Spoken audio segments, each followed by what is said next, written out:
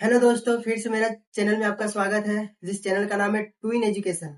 तो आज हम बताने वाले हैं कि लिस्ट क्या होता है और लिस्ट कितने प्रकार के होते हैं। ये पॉलिटिक्स का चैप्टर है जो टेन में पढ़ने को मिलेगा।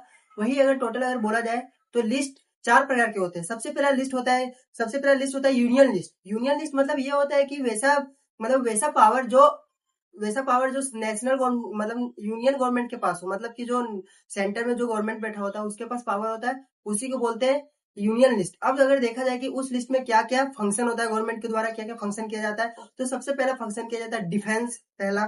दूसरा होता है फॉरेन अफेयर्स। तीसरा होता है बैंकिंग। चौथा होता है कम्युनिकेशन सिस्टम। और पांचवा होता है करेंसी। तो ये पांचों गवर्नमेंट के थ्रू फंक्शन किया जाता है, यही होता है यूनियन लिस्ट। अब सेकंड में आपका आ जाता है स्टेट लिस्ट।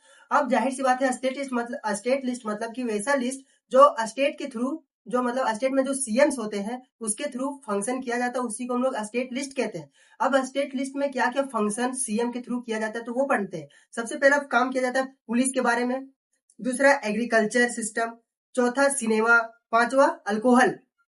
ये सबका पावर स्टेट गवर्नमेंट के पास होता है। फिर तीसरे नंबर पे आता है आपका कॉन्करेंट कॉन्करेंट लिस्ट। अब अगर बोला जाए कि कॉन्करेंट लिस्ट क्या होता है, तो वैसा फंक्शंस, वैसा पावर जो दोनों के पास हो। यहाँ पे मतलब गवर्नमेंट के भी पास हो सकता है और स्टेट गवर्नमेंट के भी पास, दोनों के पास पावर हो सकता है वैसा डिसीजन लेने के लिए। तो उसी को हम लोग कहते हैं कॉन्करेंट लिस्ट। मतलब कि कॉन्करेंट लिस्ट वैसा लिस्ट जिसमें क्या होता है, जिसमें दोनों मतलब क्या बोलते हैं, नेशनल गवर्नमेंट और स्टेट गवर्नमेंट दोनों मिलकर कोई डिसीजन लेते हैं, उसी को हम लोग कॉन्करेंट लिस्ट कहते हैं। अब अगर देखा जाए कि कॉन्करेंट लिस्ट में क्या क्या फंक्शंस होता है, तो पहला होता है एजुकेशन सिस्टम। दूसरा होता है मैरिज। तीसरा होता है डिवोर्स। और चौथा होता है एडॉप्शन। ये सब फंक्शन सब किया जाता है कॉन्करेंट लिस्ट में। और एक लास्ट लिस्ट बच गया जो है आपका रेसिड्यूरी लिस्ट।